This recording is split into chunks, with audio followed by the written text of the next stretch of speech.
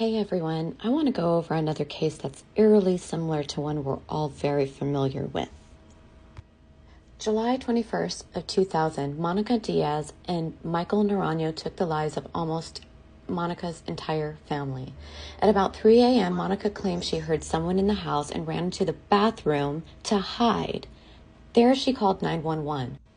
Her older sister Esperanza heard commotion. While assuming it was at first an earthquake, she quickly realized that there was banging on her parents' bedroom wall. She came out of her room to find her father, Richard, 42, stumbling and covered in blood with stab wounds. She tried to assist her father, but he quickly passed then and there. Monica comes outside the bathroom and they go to look for their younger sister, Sylvia, 13, who has also been attacked and had already been passed away. Esperanza orders Monica to attend to their mother to help stop the bleeding by applying pressure to the wounds on her neck. They didn't see the two other brothers, but they assumed that they were in their room hiding. Maybe they were scared someone was still in the home. All three sisters decided to run outside as the police arrived. As soon as the police got there, they went inside to secure the home, thinking the killer may still be in there. They cleared the home of an intruder, but found the mother alive but in critical condition with stab wounds to her chest and larynx, and she was struggling to breathe. The father lay unalived on the bedroom floor. They soon find Sylvia, 13, has been unalived, and shockingly, they find the two brothers, Richard, 17, and Matthew, 10, had also been victims and were pronounced unalived. Michael and her sister were adopted by their aunt and uncle, Richard and Sylvia, due to their mother's unfortunate addictions. They joined her cousins in a new life. Their family of 6 quickly turned into a family of 8, making it a tight, close-knit family unit. Now, only 3 daughters remain: Sylvia, the oldest biological daughter, Flora, and Monica, the 2 adopted nieces. When the officers look into the bathroom, they notice 2 knives with handles that have been taped strategically in a unique way. They find a tactical grade flashlight with a red light. This is to emit low light so that light doesn't shine bright for others, but the flashlight holder could see with great detail. They found duct tape on the children. They noticed the back door was open. As the children stated, it was always locked at night. They found that odd.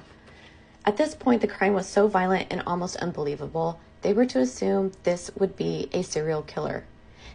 The police quickly zone in on Flora. Everyone in the beginning was to believe it was an inside job, and because she was a little more wild and troublesome at times, could possibly be the one to have done this. Investigators show them the weapons and ask if they've ever seen them in the house before.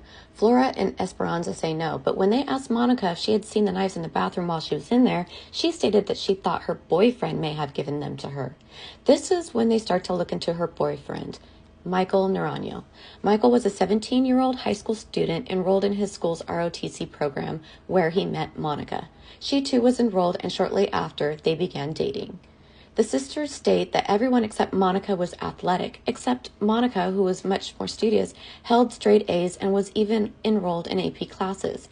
They all claim this was a disappointing factor to Richard, who wanted Monica to be more like the rest of the children athletically. While the sisters say that Michael was close with the family and joined them on frequent outings and dinners, parents began to see that Monica's grades were dropping, and the amount of time that they spent together was causing this. They were in their own little world and shutting people out. When they went back to the home to gather evidence the next day, they find the door again was unlocked and open. Outside by the AC unit was a brown backpack, a towel with a unique design. They found duct tape roll with strips pre-cut by a pair of scissors, which they found next to the AC unit.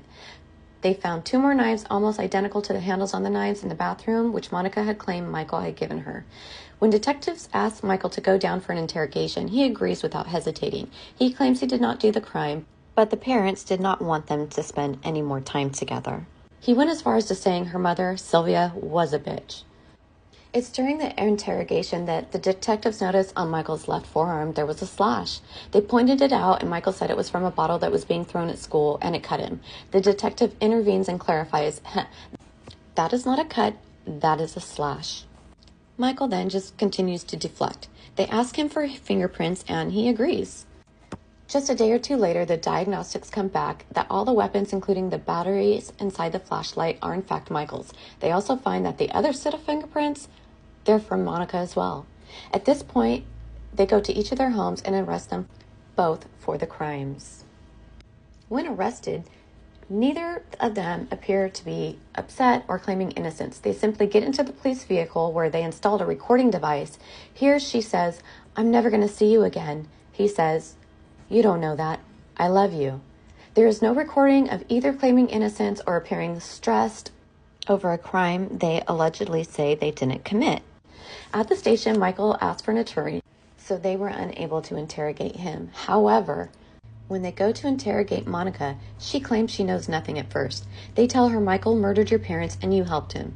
She then goes on to state she didn't know that was going to happen and that Michael lost control. She wanted him to frighten the family and stage it as a robbery in order so they could stay together. They both get booked into juvenile hall for the murders. In the meantime, Sylvia is recovering quite well. Before she learns of the fate of her family, she tells her own mother, Monica did this.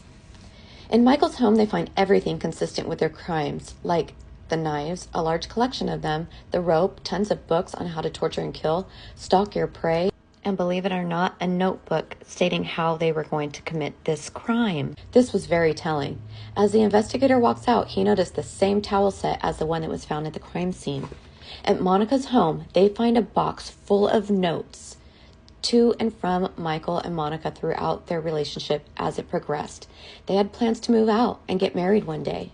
Then, upon further reading, the letters from Monica become deviant. She talks about wanting to murder people. She wants to know how it feels. She said she also wanted to see the blood on their faces.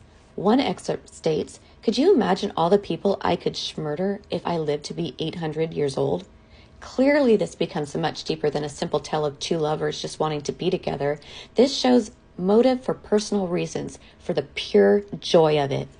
When they recap the night, when they pieced the night together, Monica let them into the home and ran into the bathroom to pretend she was scared. She stays in the bathroom while Michael unalives almost her entire family.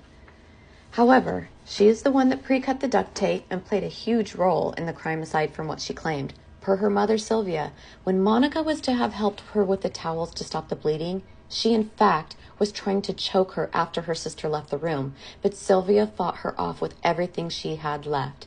She tells what she remembers of that night to the officers, so on top of the 4 counts of murder, Monica is now charged with the attempted murder of her own mother. It's at this time where Michael and Monica's charges were being changed, and they were then being tried as adults, even though she was 16 and he was 17. The night before Michael's trial in September 2003, his lawyer called the DA to tell them Michael has confessed to the entire crime and Monica did not have any part. He was said to have done this because he loved Monica so much and he didn't want her to go to prison and decided to take full accountability. He said he always wanted to kill people, not that he didn't like people, but that he wanted to know how it felt, and they were the perfect victims given him the opportunity to do so. He was sentenced to 5 consecutive life sentences.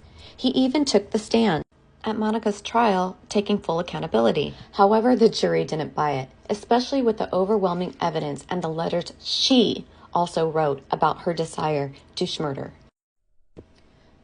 Naranjo was sentenced to life in prison without the possibility of parole. April 2004, she was sentenced to life in prison without parole to a maximum punishment of 25 years to 100 years in prison through an appeal because of her age. Diaz was sentenced again to 25 years life sentence, which she must serve consecutively. And me, this case feels very similar to one we all know well. Murder in the name of love, and a girlfriend whose only reason to commit this crime was because she wanted to murder and pin it on her lover.